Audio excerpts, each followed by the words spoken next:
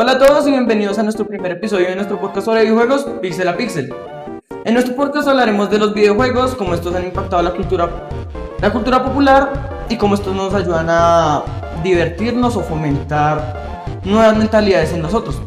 Nuestro capítulo de hoy se llama ¿qué son los videojuegos y cómo han evolucionado?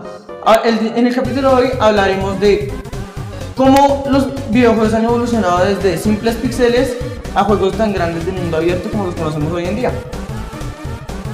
Mi nombre es Nicolás Uribe Fuentes del curso 802 del Colegio Gloria Valencia de Castaño y me especializo en juegos de ritmo. Mi estilo de juego se basa en juegos de ritmo, en juegos de plataformas y en juegos de mundo abierto. Hola, mi nombre es Daniel Patiño. Yo me especializo en juegos clásicos como por ejemplo Mario Bros, Zelda, Space Invaders, que son juegos clásicos que aportaron mucho al desarrollo de los videojuegos futuros. Mi nombre es Juan Sebastián Cáceres Carvajal y yo me especializo en juegos de run and gun como Pop. Bien. Mi nombre es Cristian, soy 8-2 y más que todo me especializo en los juegos de disparos. Bien. Mi nombre es Christopher Carriazo Gómez del curso 802 y me especializo en juegos rítmicos y Battle Royales. Mi nombre es Felipe Ayala, soy del curso 802 y me especializo en juegos 3D, de pelea y... Bien, iniciemos con el tema y es los orígenes de los videojuegos. Daniel, ¿nos podría dar algunos ejemplos de unos de los primeros videojuegos que hubieron y cómo estos impactaron en los de ahora? Sí, por ejemplo, Mario y Zelda fueron unos videojuegos que impresionaron porque esos tenían una gran cantidad de cosas para la época que probablemente no se pueden almacenar kilobytes, o sea, una memoria bien pequeña. Sí, las unidades de memoria. Cáceres, una pregunta. ¿Será que usted nos podría dar un ejemplo de un juego moderno que combine también mecánicas antiguas o un estilo antiguo? Sí, por ejemplo, Cuphead, por su estilo de animación. Sí. ¿Y por qué más? Porque digamos, o sea, más allá de su estilo de animación, como digamos su historia, porque se basa en algo muy como medieval. Entonces. Bien. Felipe, ¿algún juego que usted juegue de plataformas que combine también lo moderno y lo actual? Lo moderno y lo antiguo. Sí, podría ser Super Mario Adventure, como lo dije en un principio, porque es un juego que no tiene tanto mecanismo. Tantas mecánicas complejas. Exactamente, y se basa en un jueguito sencillo que no... ¿Cómo decir?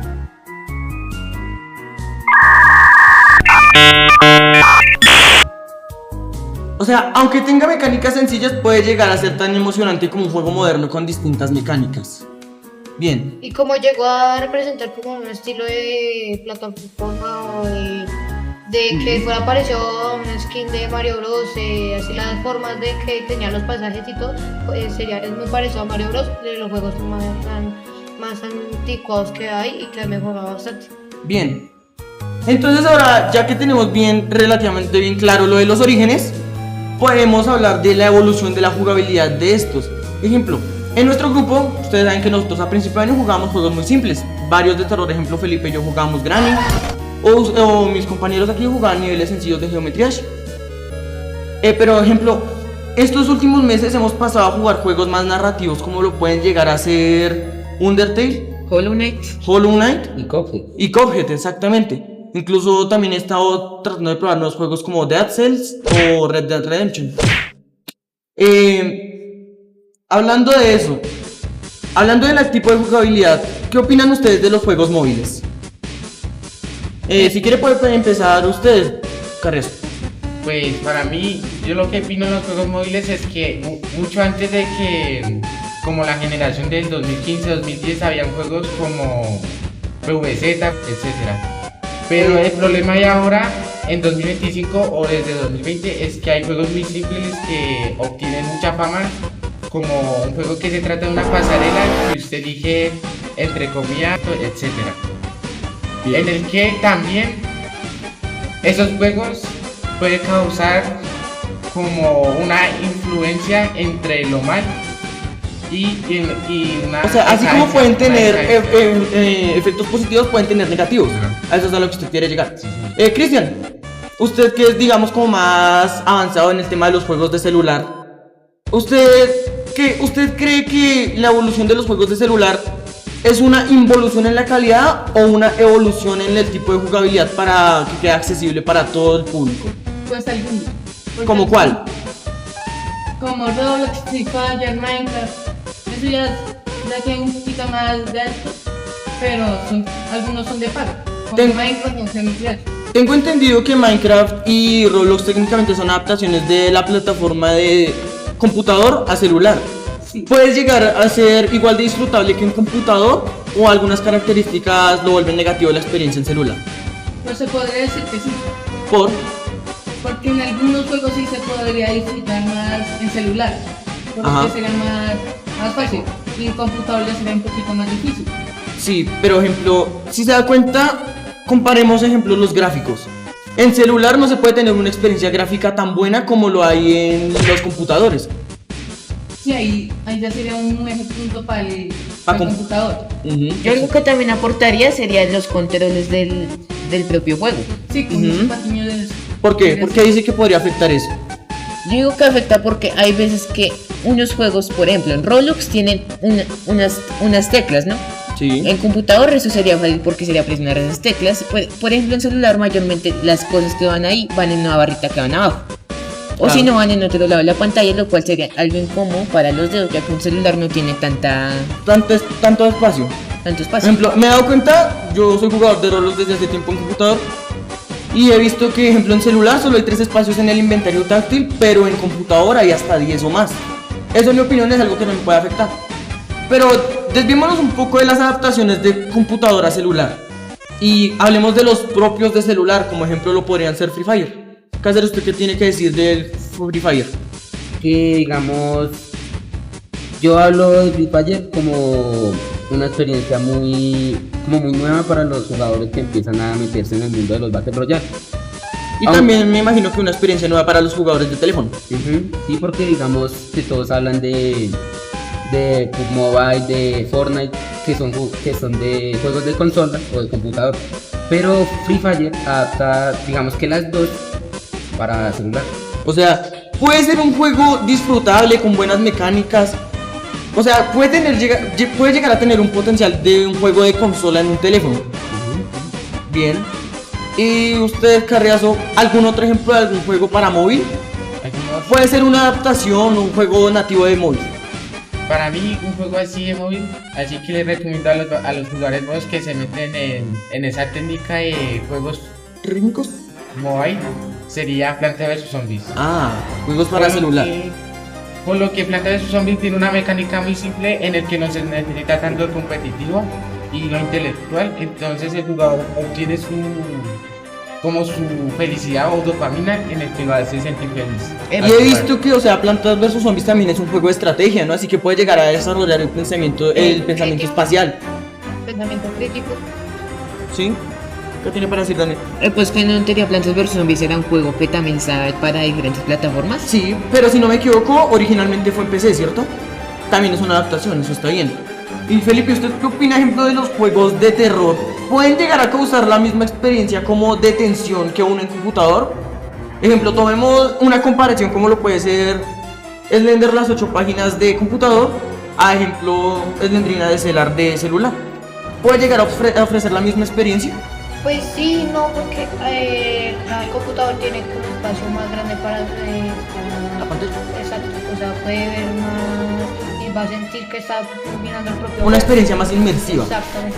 O sea, cambio en un celular estaría solo viendo un pedacito, no de todo lo que ocurriría. O sea, se podría ver lo mismo, pero en computador se siente más. Exactamente. Pero- más tiene más más- dopamina y más Sí. Puede ser más inmersivo. exacto. Pero algo que aquí pasa es que no solo hay un tipo de terror que es el gráfico, sino por ejemplo también está el psicológico. Ajá. En- Sí. Entonces, ¿usted solo se está refiriendo al terror en general o se está refiriendo al terror gráfico? El terror psicológico es ese tipo de juegos que juegan con su mente. Pero en cambio, ejemplo, juegos como Granny son juegos de terror gráfico que directamente es el terror. Sí, pues yo estoy hablando sobre todo de juegos Gráficos. gráficos. porque ya eso sería un tema más en general que tendría que ver mucho más con otra investigación que tendríamos por otro podcast. Bien. Ya terminado el debate, podemos iniciar otro tema que es el impacto cultural que han tenido estos juegos. Ejemplo, Daniel, ¿usted nos podría explicar cómo, ejemplo, Zelda, Mario tuvieron un impacto cultural? Sí, como ya había mencionado casi al principio del podcast, pero recalcando eso pero con más información, sería porque Nintendo, una empresa que comenzó con poca cosa, decidió innovar en mecánicas que antes no estaban en otros videojuegos. Por ejemplo, Mario es un juego largo para la época, ya que tiene diferentes niveles y diferentes mecánicas, sabiendo que, por ejemplo, Space Invaders solo tenía una mecánica que era disparar hacia alienígenas, lo cual era una mecánica simple que se repetía en los diferentes niveles. Bien. Christopher, ¿usted nos podría dar, ejemplo, qué impacto cultural han tenido juegos como Plantas vs Zombies o Geometry Dash? Pues para mí, como dice mi compañero Patiño, los juegos de antes que los creadores empezaron con poquitos recursos hasta hacer unas grandes empresas, le diría como un juego como PvZ que también empezó con poquitos recursos pero terminó siendo una gran empresa y también terminó con una comunidad muy activa y fanática en el juego. Sí, y de hecho el fandom de Plantas vs Zombies, en mi opinión, es uno de los más sanos. ¿Y qué opina usted del fandom de Geometry Dash? Un juego que usted juega bastante junto con... ¿Ustedes dos qué opinan de la comunidad de Geometry Dash? Pues yo opino que a pesar de que es un juego con pocas mecánicas, porque la verdad pues es solo dar clics a la pantalla, es un juego que se ha mantenido muy vivo gracias a la comunidad por los distintos niveles que han creado durante los años. Bien. Yo quiero mencionar dos juegos que en mi opinión yo diría que son mis juegos favoritos y son Friday Night Funkin', un juego de ritmo basado en 4 flechas, la mecánica de Guitar Hero, y Hollow Knight. Y Hollow Knight, que es un juego de plataformas que se ha querido, la comunidad lo ha mantenido muy activo por los memes, por su secuela que es Hollow Knight Silksong, por su dificultad tan elevada en los dos juegos. La comunidad, eso es lo que lo ha mantenido vivo. Al igual que en Friday Night Funkin', aunque el juego hasta ahora esté reviviendo porque hace 2 años se acabó su pico de popularidad, sigue teniendo ahora un fandom muy activo gracias a las nuevas actualizaciones. Y pues bueno, yo creo que con esto podemos iniciar la conversación relativamente final, que es para ustedes, ¿qué juego cambió para siempre la historia de los videojuegos? Empezando por Felipe. Yo creo que el juego que cambió todo fue Super Mario, porque de él salieron muchas más cosas como Mario Kart, Mario 64, y de ahí pues ahí fueron creando más animaciones, más tomas, gráficos, y de eso también estaba los gráficos de Super Mario Bros. Sí, la mecánica de Super Mario Adventure es muy parecida a Mario 64. Mario 64 y Mario Odyssey sería. Carlos, para usted, ¿cuál fue un juego que cambió absolutamente de la historia de los videojuegos? Absolutamente para mí la saga GTA, ya que incluye el mundo abierto y usted puede tener la libertad de expresión en el juego, que puede hacer lo que quiera y también puede causar creatividad a la hora de jugar y felicidad. Bien, pero hay que tener en cuenta que ese tipo de juegos no puede ser para todo público. Recordar que son gráficos y tocan temas sensibles. Pero bien, pues siguen ofreciendo la experiencia de un mundo abierto. Sana, para usted, ¿cuál fue el juego que marcó la historia de los videojuegos? Por ahí Call of Duty y otro de Battle Royale. ¿Cuál? Más por ahí como tirando para Free Fire, pero no tanto. O sea, usted, ¿y por qué dice que esos? Por lo que desde ahí yo empecé a jugar y de ahí ya me di cuenta de tantos juegos que habían y... O sea, no cambió en sí la historia de los videojuegos total, sino para usted. O Creo sea, que- lo ayuda a descubrir más experiencias. Creo que más que todo lo que Sanare se refiere es como lo online. Sí. Ah, o sea, le Sí, gusta lo- tener una experiencia más inmersiva con jugadores de distintas partes del mundo. Sí. Para usted, Juan, ¿cuál fue la experiencia, o sea, el juego que más cambió los videojuegos? Para mí pues, o sea, no un videojuego sino más un género. Para mí los juegos Battle Royale cambiaron completamente la historia porque digamos que siempre se ha visto como muy violento los juegos de disparos y eso, pero hay algunos que meten historias y se siente mejor. O sea, se puede sentir que no es solo tiros sin sentido, sino que puede llegar a tener un sentido el juego en sí. Y Daniel, ¿para usted cuál? Pues la verdad, Felipe sí llevó la parte de Mario Bros, pero yo quería recalcar la parte de la empresa. O sea, en sí todos los juegos de Nintendo. No en Nintendo, me refiero a Nintendo, PlayStation. La industria de los primeros juegos. Sí, porque yo diría que en Nintendo fue que partió la mayoría. Sí. Porque Nintendo rechazó varias propuestas que le dieron, por ejemplo Sony, de ahí salió la PlayStation. O sea, varias cosas salieron de una cosa básica, de la competencia. Diría que lo importante en los videojuegos fue la competencia que quisieron hacer las empresas. Ya que ayudarnos a esas experiencias tan novedosas. Sí.